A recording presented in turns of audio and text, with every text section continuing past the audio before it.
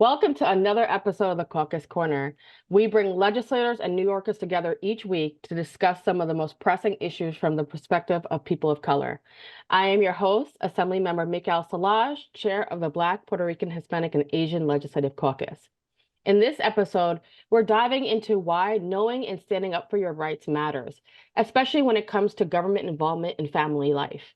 Empowered with knowledge, families can become their own advocates, fight for fairness and justice. Plus, we're also going to unpack a line of proposed bills aimed at leveling the playing field and supporting families up against systematic discrimination. We are confronted by a sobering truth. Families of color are unfairly scrutinized by Child Protective Services at a disproportionate rate. For example, despite being just 23% of the city's population, Black children account for 38% of all reports to the Administration of Child Services. So let's jump into the bills.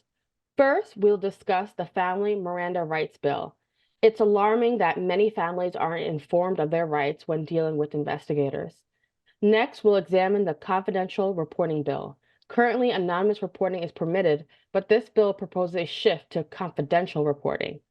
And last, we look at the Informed Consent Bill, which bans drug testing of pregnant and postpartum people and their newborns without informed consent or a legitimate medical necessity.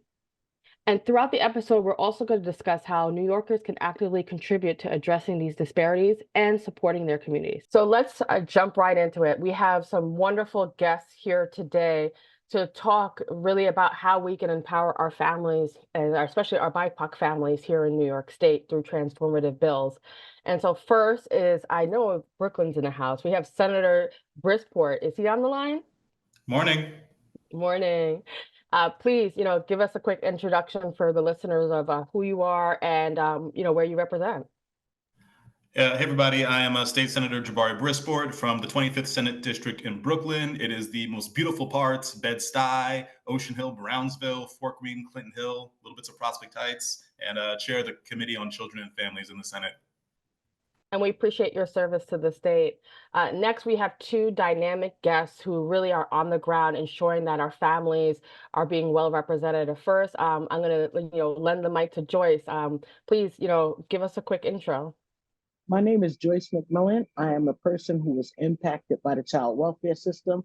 I am the founder of JMAC for Families, Just Making a Change, which is a non-for-profit organization working with impacted people, social workers, legal advocates, and others to dismantle the harms caused to families by the child welfare officials. Thank you so much, George, for your advocacy.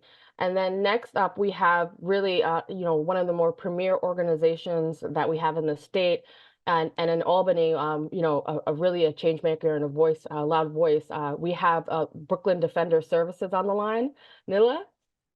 Good morning. It's great to be here. My name is Nila Natarajan. I'm the Associate Director of Policy and Family Defense at Brooklyn Defender Services. We provide, for those who may not know, we provide legal representation in the criminal, immigration, and family policing system.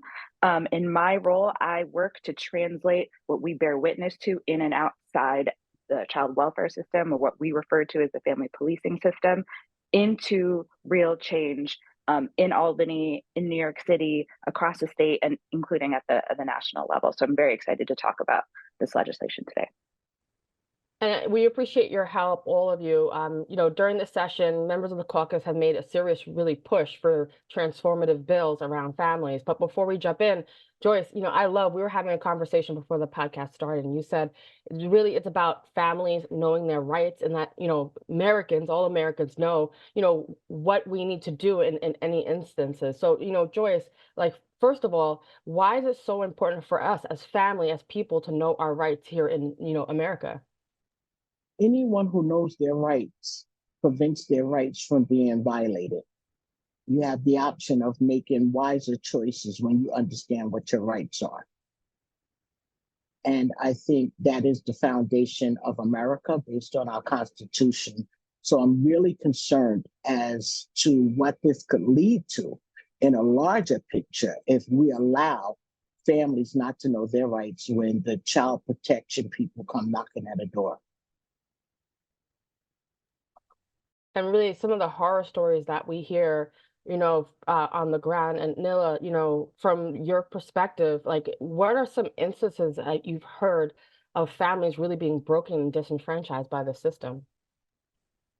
Um, Absolutely. I mean, the reality is that what we bear witness to when we work with parents and families is that just the investigation, just that initial knock on the door and what happens in that interaction, and then the hours and days and weeks after is harmful. Even if a family doesn't get prosecuted in court, even if a family isn't separated, just the investigation is traumatic and harmful. It's a stranger, a government official coming to a door day and night, asking questions, asking children to speak in private without their parents, take their clothes off, to have photos taken. These are things that we tell our children not to do, right? We don't talk to strangers.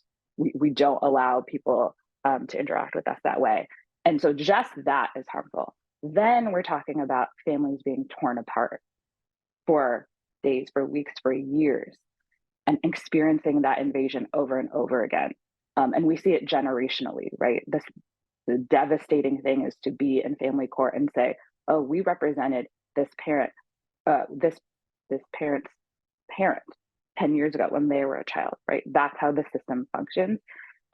It's harmful, and we have to work to keep families out of the system from the get-go. So, Senator, I know you've been leading the efforts in the caucus to, tackle and stabilize families. Can you describe like the scene, level set, and maybe some of the advocacy that's done through the caucus and through your legislation? Yeah, thank you. We've done a variety of ways to bring attention to this. We have hosted briefings, legislative breakfasts. We have brought advocates up from Texas who passed it successfully there. We have rallied. We have done press conferences, and we've done a lot of work to make sure that impacted voices like Joyce are heard in the halls of Albany.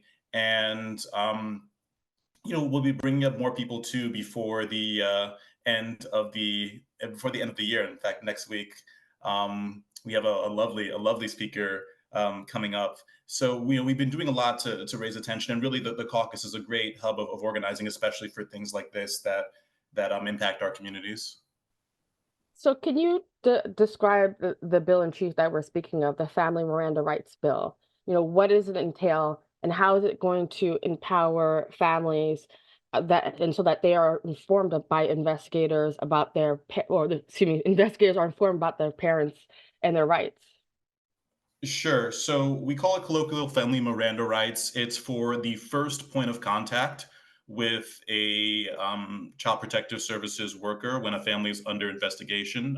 ACS if you're in New York City, or a variety of CPS if you're outside in New York. And essentially, at the first point of interaction, that very first door knock, the worker would be explaining to the parent what their rights are in this situation, including the right to seek a lawyer, to refuse the strip search of their child, a variety of things like that. Understanding that the CPS worker is not a lawyer, making sure they know what rights they have in this process to empower them, so that they are well equipped to avoid an unnecessary separation from their child.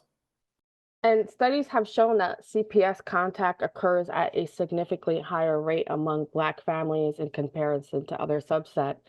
And Black families comprise of just 23% of New York City's population, but Black children are subject to 38% of all ACS reports.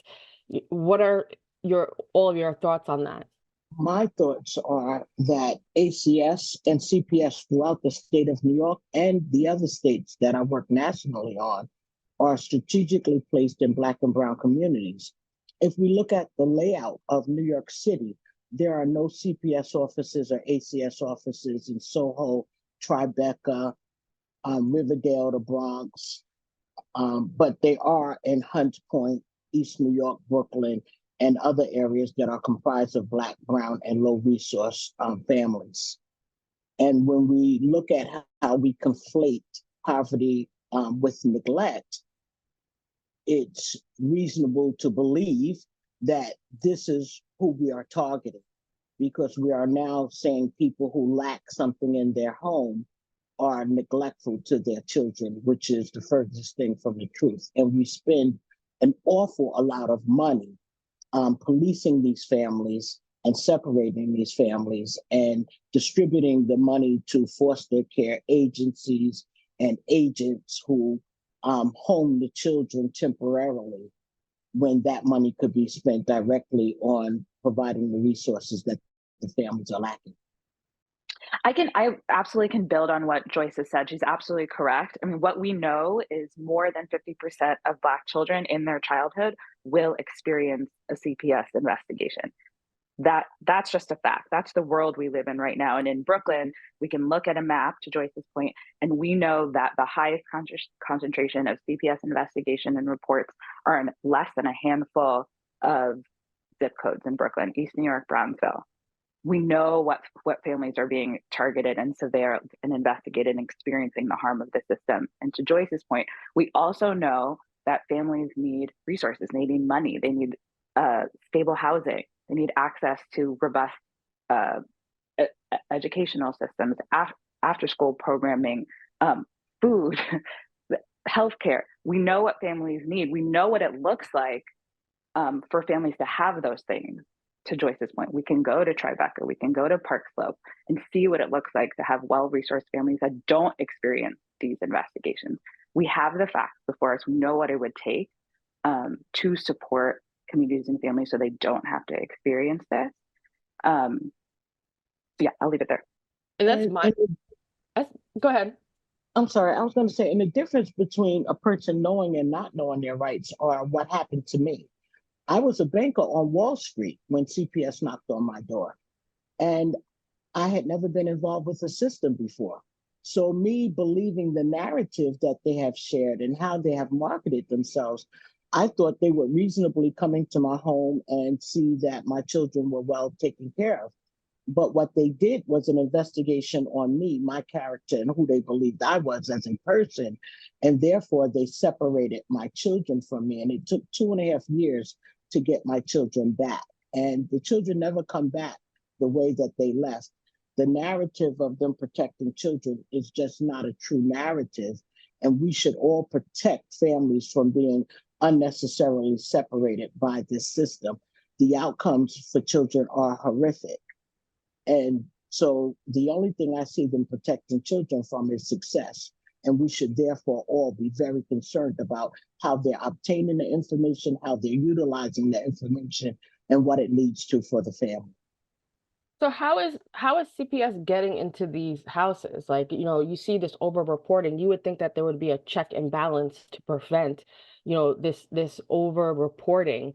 Is there any proposed legislation that would prevent this over reporting in especially Black and Brown communities? Yeah, I can speak to that. We have a second bill in addition to the family memoranda that we call confidential reporting, or which basically moves us away from. We have a system of anonymous reporting in New York State where you can make a report on a parent and not leave any information about who you are or why you're making the report, or even any contact information for follow-up. And what we have seen is there is often harassment being used, this tactic being used as harassment, especially in cases of domestic violence, where the abuser may call CPS or ACS on the abused. It's usually the father calling on the mother to falsely report instances of child endangerment as a way of harassing them. And so this bill would essentially require the caller to leave identifying information, name and contact info with the state central registry. It wouldn't be public, it would be confidential, but it would allow us to, one, follow up with the reporter, but also make a false reporter think twice before using this tactic in a malicious manner. Oh, and that's really important, because when we talk about mental health, I actually was recently appointed to sit on the New York City Maternal Mortality Committee. And what I'm finding from the 10 cases that I reviewed at this point is that people did not have any mental health diagnosis before the separation or involvement of the family policing system. And so this system is creating mental health diagnoses in our community because nothing's more stressful than having your child ripped from your arms, or for that child who's being ripped from their parents' arms. I can speak a little bit more on the legislation as well, and how it can address some of these harms that Joyce Please. is pointing out. Yes. So right now, just to be really clear, if someone's a mandated reporter, if someone's in a helping profession, if they're a teacher, a social worker, a doctor, and they make a report to the system, they have to leave their contact information. So when we talk about our current anonymous reporting system, it really only applies to kind of the rest of the community. And what we know is when people leave anonymous reports, in 93% of those cases in New York City, there is an investigation and there's no evidence of maltreatment to a child. That means the report is what they call unfounded. So 93% of anonymous calls right now are harassing and traumatizing children for absolutely no reason. And what we see is, even beyond the horrible example that the senator gave of abusive relationships, this can be used to manipulate already vulnerable and marginalized families that we're talking about. Landlords who want people out of their building can make calls, right? Family members or exes who want to harass people can make calls. Because it's such a traumatizing experience, it's a real powerful tool we're giving to kind of random people who aren't in those helping professionals. We're giving them a tool right now with our anonymous system to harass families.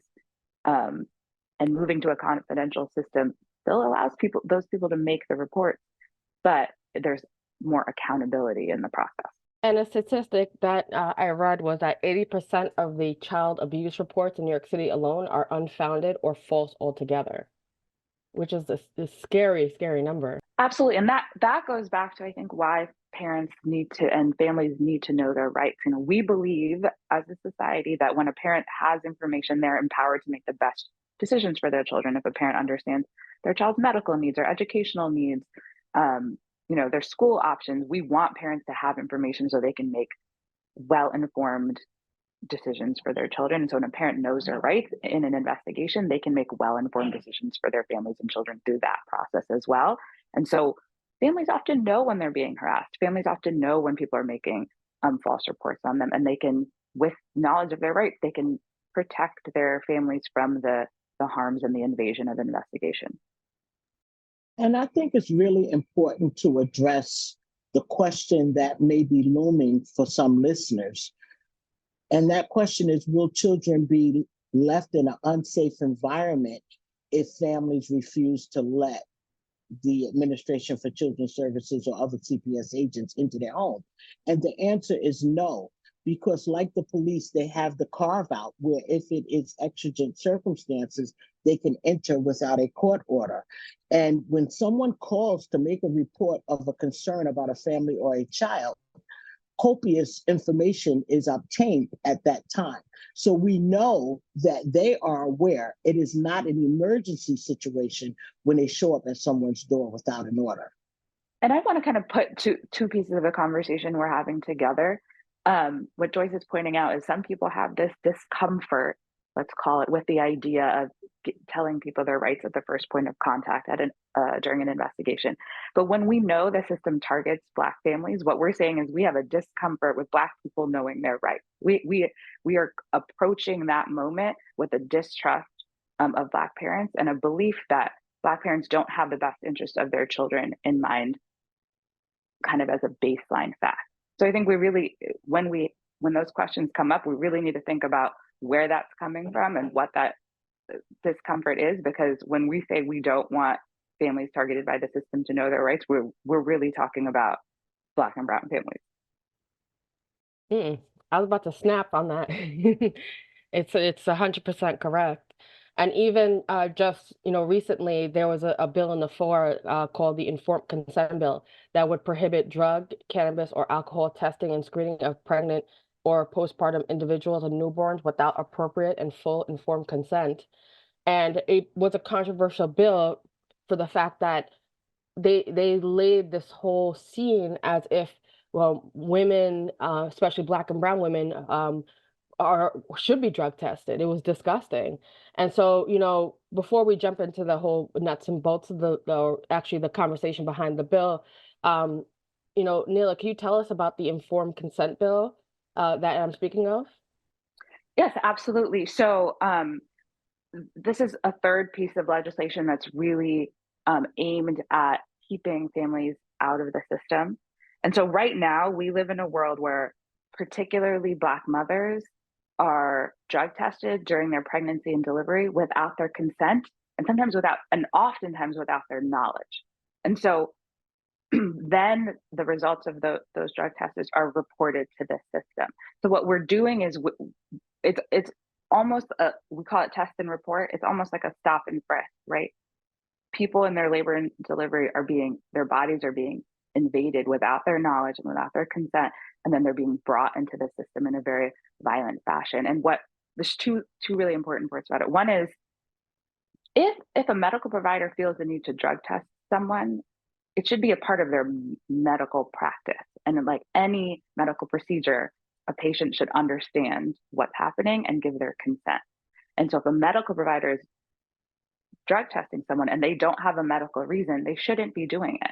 If they're doing it, they're really becoming part of a policing system. They're collecting evidence at that point. They're not treating their patients.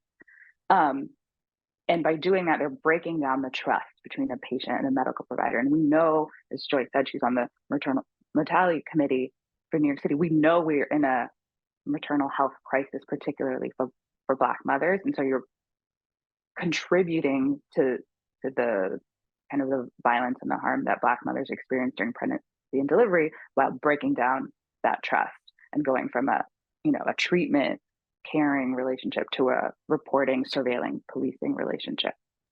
It's true. Oh, go ahead. Go ahead. I just want to tie it all in together because I was on maternity leave when my children were taken from me. So my baby was born weighing 8 pounds and 5 ounces with no medical issues. I had utilized a substance, but I had a private doctor and my child was born at a private hospital. It was an anonymous report that led Child Protection Services to my home. And so, again, we're talking about anonymous reporting and we're talking about testing in hospitals. Had I used a Medicaid card in the hospital, I'm sure I would have been tested. They're not testing people who are coming in with a certain income level. There is an assumption that only marginalized people are unsafe parents for their children. And so the removal of my children from me utilizing a substance when they had everything they needed was not only unnecessary and ridiculous and harmful to myself and my children, but it also showed the disparity of who is tested because I was not tested in the hospital. And testing someone without a medical reason to do so is also a waste of Medicaid money because what was your purpose for testing other than to stop and frisk their bodily fluids? And we see time and time again, the testing that they're doing is disproportionately impacting our community. And recently the Attorney General actually is doing an investigation with the American Civil Liberties Union because there's a common practice among hospitals to do this. So they actually subpoenaed the Gannett Health Medical Center, and they opened up thousands of records of obstetrician, and they noticed it was like it was motivated by the political interest. Like you could see that it was Black and brown folk that were getting tested. And really, this is a violation of our rights. And as we said from the top of this podcast, that, this is the rights of our people being violated over and over again. And as you named, there's this opposition to the legislation because there's a belief that we should be targeting Black and brown mothers and birthing people and testing them. And as you said, it's disgusting. And it's the same thing, is if there's a real medical reason to need to know what substances might be in someone's body during their labor and delivery and how it might impact their health and their child, we're making an assumption that that parent is so self-interested that they wouldn't want to be drug tested and they wouldn't want their doctor to have that information to take care of their newborn child. That's kind of the assumption we're going into if we're saying that someone wouldn't consent if it was really medically needed, right? And we're saying that we believe that people who use substances can't safely parent. And that's based on decades of misinformation and propaganda with the war on drugs. The reality is people can use substances and safely parent, right? But we have a narrative out there of people who are kind of, unfeeling, uncaring, and are using substances in chaotic ways and harmful ways to their children. But that's not the case. Actually, substance use is, people use substances across races at the same rate. So if we're coming into Black and brown communities and healthcare systems and testing only one group of people, we're really feeding into that, many decades long narrative about substance use and Black and brown people and people of color. In addition, we're destroying the Black family by separating the dads out. As an advocate, I've worked with moms who have gave birth and who had their bodily fluids stopped and frisked, and they then told the fathers they could not have custody of the children because they should have reasonably known that the mom had utilized the substance. So even though there's no charge or evidence against the father, it's another way to separate the child from their biological family and place them with strangers. And there's a lot of organizations like ACOG, which is the American College of Obstetricians and Gynecologists, who called this routine drug testing screening controversial and recommended a policy that the test only be performed with patient's consent. And even the American Society of Addiction Medicines strongly advocate against this punitive approach taken to substance abuse and during and after pregnancy. So, this is a practice that organizations are saying is inhumane and must be stopped. And so, hopefully we can get it done in this legislative session. And so, with the time that we have left, I mean, we had a great conversation. The time has went by quickly. I want to know from all of you, how can we engage people on these three bills or in general in what's going on in Albany? Okay. Well, one thing, as we're trying to get this over the finish line is making sure we have as many champions as possible in the state legislature. So, checking to see if your elected officials are on the bills. The numbers in the for both in the Senate are 901 and 902, and in the Assembly it's 1980. And I'm not seeing the second in the Assembly, but looking to make sure your legislators are on this and championing them. If they're already a co-sponsor, seeing if they can speak up for it more is always helpful. We have about 2 weeks left before the session ends and we stop voting on anything. The final day is June 6th, so it is a sprint to the finish line. I'm appealing directly to the people who have the power to get this bill across the finish line, to get it across the finish line, because nothing's more important than someone making well-informed decisions when it comes to their children and their family remaining intact. And I just want people who are elected and have the power to understand the framework of the United States, which is the Constitution, and the Constitution should not be redlined. And that is what is happening currently. Because if a Black or brown family chooses to exercise their constitutional rights and refuse entry into their home, the NYPD is weaponized against that family. And that should never happen when you're exercising your constitutional rights. And I would just add that I would encourage everyone to educate themselves. The informed consent legislation has a website, informedconsentny.com. In New York City, we have a website, Your Family, Your Rights, that lays out what your rights are. So I would encourage everyone to, there's a lot of misinformation about the system and about this process. So I would ask them to educate themselves and know what your rights are. Like, tell your family and friends, tell your community members, because I think the more people understand what their rights are, the more they're empowered to say everyone should have this information, and it should be a part of an investigation that a CPS worker tells people what their rights are. And where can we find all this, like contact information in the sense of like, are you guys on Instagram, Facebook, Twitter? Please share where, our listeners can follow you. You can follow me, Joyce McMillan, at JMAC, JMAC 4, spelled out, FOR, families with the IES. And that would be across all platforms. And Joyce McMillan on LinkedIn.